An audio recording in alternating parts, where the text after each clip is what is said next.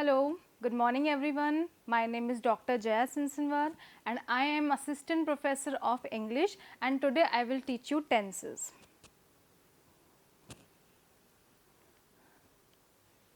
Yes, so now what are tenses? Tenses क्या होता है?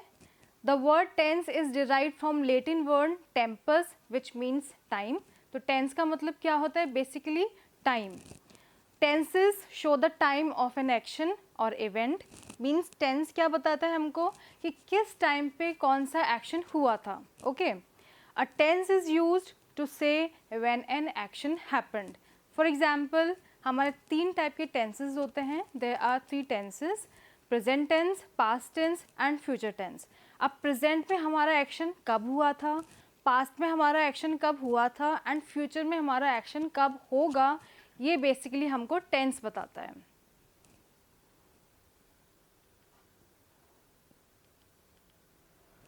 Now there are 3 parts of tenses. Present tense. A verb that refers to present time is said to be in a present tense. कोई भी verb जो हमको present time के बारे में बताता है उसको हम बोलते हैं present tense. For example, I write, I love. Second is past tense. Any verb which tells about the past time is said to be a past tense. For example, I wrote and I loved. Third one is future tense.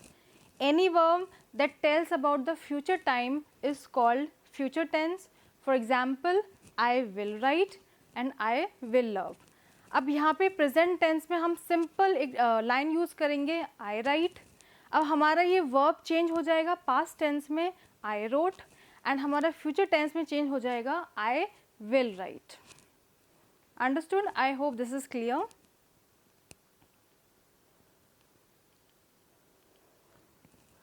Now present tense. Now present tense is divided into 4 types. Number 1, present simple, present perfect, present continuous and present perfect continuous. Perfect continuous हमारा combination बना है present perfect से and present continuous से. Next is past tense. Again past tense is divided into 4 types. Past simple, past continuous, past perfect and past perfect continuous. Next slide, again future tense. It is divided into 4 types: future simple, future continuous, future perfect and future perfect continuous. I hope this is clear. Now let's discuss about the present tense, what are their conditions with some examples. Okay, number 1, present simple.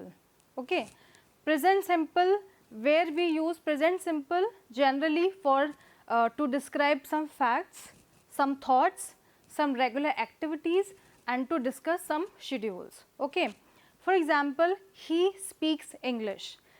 He speaks English, वो English बोलता है. अब ऐसा तो है नहीं कि वो 2 महीने बाद इंग्लिश भूल जाएगा, तो दिस इज़ फैक्ट. सो हम क्या बोलेंगे, he speaks English. I work on Saturdays, मैं सैटरडे को काम करता हूँ, तो ये क्या है, generally I am telling about a schedule. I don't eat dinner eight 8, मैं 8 बजे के बाद खाना नहीं खाता हूँ. Again I am telling my schedule.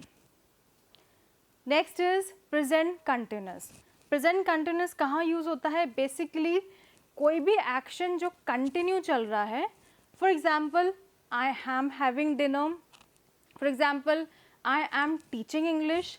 तो कोई भी एक्शन जो कंटिन्यू चल रहा है उसके लिए हम यूज़ करेंगे present continuous. One more thing, present continuous हम वन टाइम एक्शंस के लिए भी यूज़ करते हैं. अगर हम कोई फ्यूचर की वन टाइम एक्शन बता रहे हैं तो वहाँ पे भी हम प्रेजेंट कंटिन्यूस यूज़ करते हैं. For example, I am working this Saturday, मैं इस सैटरडे काम करूँगा. लाइक नॉर्मली मैं सैटरडेज को वर्क नहीं करता, लेकिन मैं इस सैटरडे काम करूँगा. तो यहाँ पे हम फ्यूचर की वन टाइम एक्शन बता रहे हैं. बेसिकली ये आपको किसी ने नहीं बताया होगा, तो please kindly resistor this. Next है अपना प्रेजेंट परफेक्ट. प्रेजेंट परफेक्ट में बेसिकली हम कोई जनरल एक्सपीरियंस शेयर करते हैं और यहाँ पे एक चीज़ ध्यान रखिएगा, यहाँ पे टाइम इम्पॉर्टेंट नहीं है, यहाँ पे इम्पॉर्टेंट है कि एक्शन हुआ, लेकिन कब हुआ दिस इज़ नॉट इम्पॉर्टेंट, ठीक है।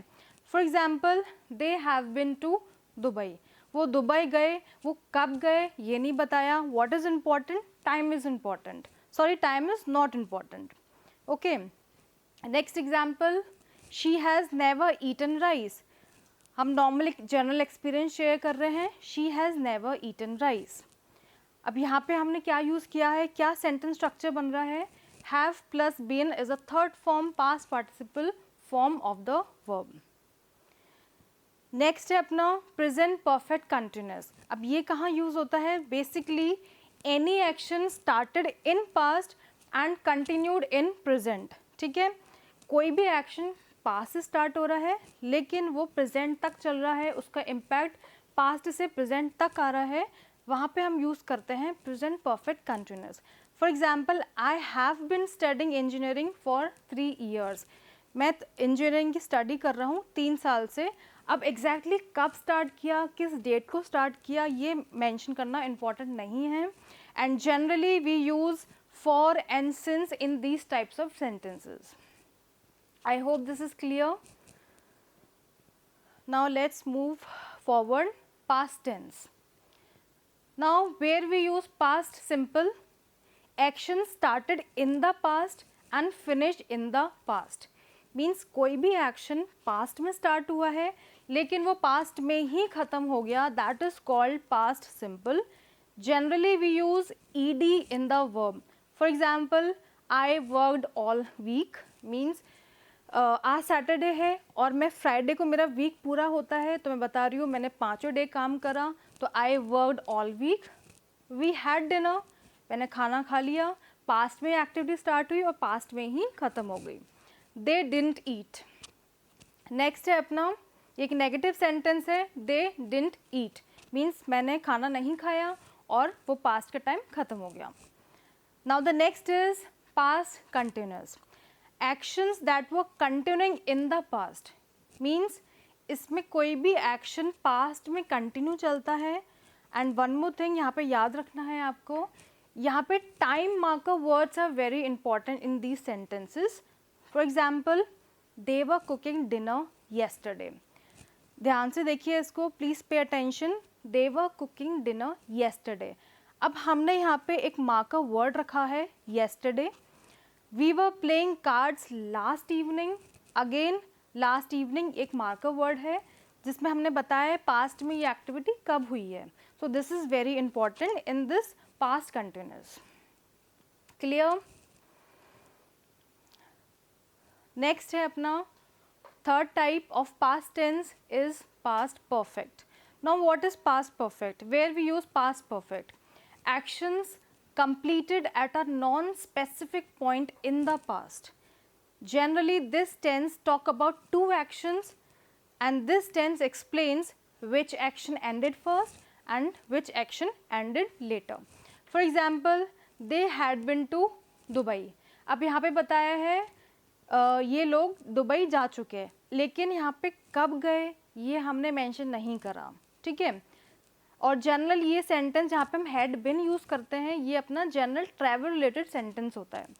नेक्स्ट एग्जाम्पल है आपका, I had taken the wrong exit and got lost. यहाँ पे हमने 2 एक्शन की बात करी है और हमने बताया है कौन सा एक्शन एंड पहले कर रहा है एंड कौन सा एक्शन लेटर एंड कर रहा है। This is called past perfect. अब अपना लास्ट है past perfect continuous. Action started in the past and finished at unknown time in the past means कोई भी एक्शन पास्ट में स्टार्ट हुआ है और एक अननोन टाइम पे ख़त्म हो गया, ठीक है। For example, I had been searching on Google since morning but couldn't find. अब यहाँ पे क्या बता रहा है, मैं गूगल पे सुबह से सर्च कर रहा हूँ बट कुडंट फाइंड। अब यहाँ पे स्टार्टेड पॉइंट तो बता दिया लेकिन ये एक्टिविटी कब ख़त्म हुई, किस टाइम पे ख़त्म हुई ये अपनी अननोन है। Second sentence, they had been waiting for us since afternoon. वो हमारा वेट कर रहे हैं आफ्टरनून से, ठीक है। अब इसमें सेंटेंस स्ट्रक्चर क्या बनता है, had plus past participle plus verb in ing form is used. Clear? Now let's move forward.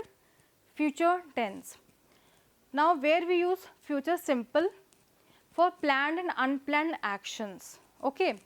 एक चीज़ आपको यहाँ पे इम्पोर्टेंटली याद रखनी है, प्लान्ड एक्शंस हम कहाँ पे यूज़ करते हैं, सॉरी गोइंग टू हम कहाँ पे यूज़ करते हैं, जहाँ पे हम प्लान्ड एक्शंस की बात कर रहे हैं, और जहाँ पे हम अनप्लान्ड एक्शंस की बात करते हैं वहाँ पे हम विल यूज़ करते हैं. Okay, now let's have a look.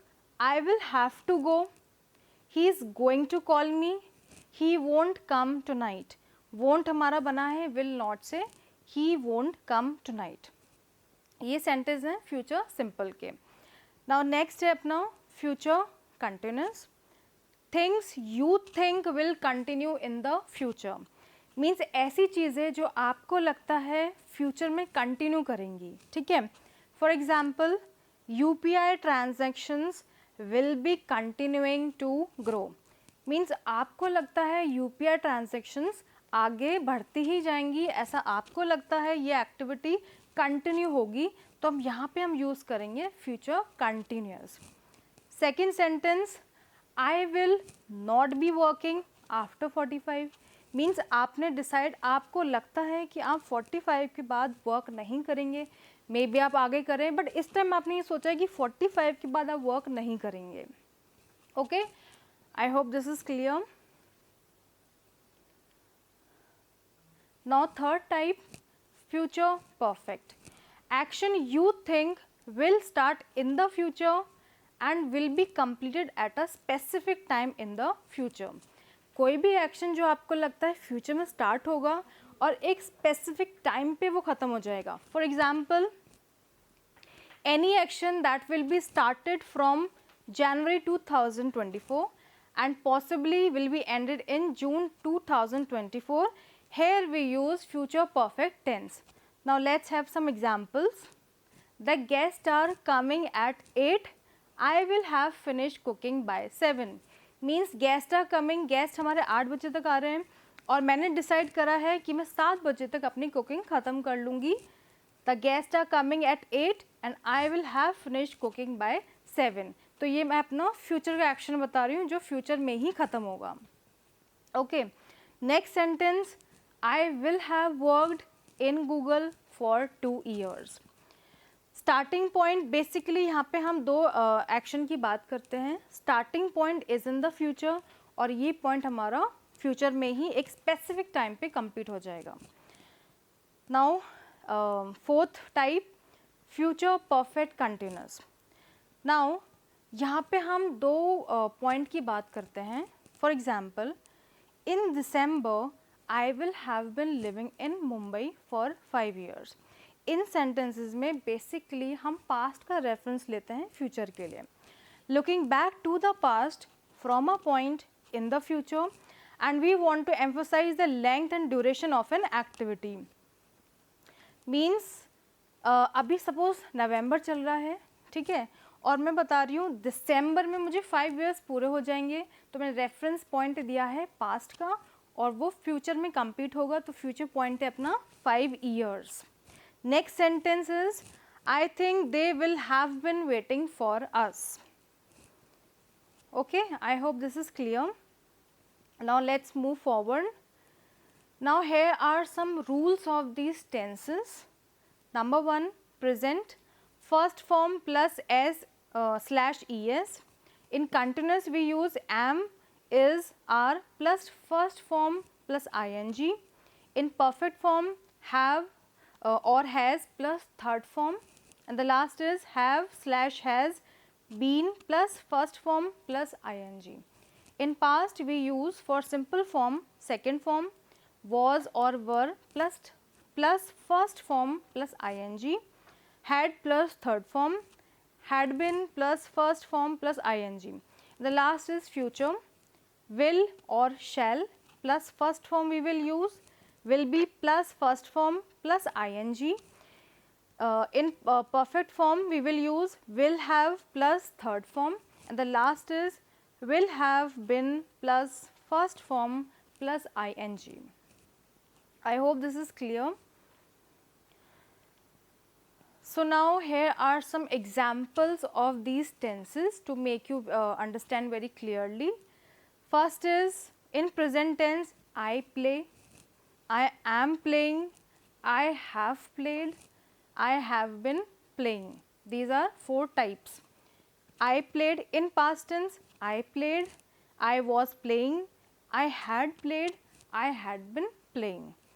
Last is in future tense, I shall play, I shall be playing, I shall have played, and last is I shall have been playing. I hope this is clear. So now what is the summary of these tenses? The study of tenses in grammar is very essential for understanding how actions, events and states of being are expressed in different time frames. Tenses allow us to convey the timeline and sequencing of events as well as the duration and completion of actions. And last thing, understanding tenses are very crucial for effective communication and for clarity in writing and speaking. Thank you so much.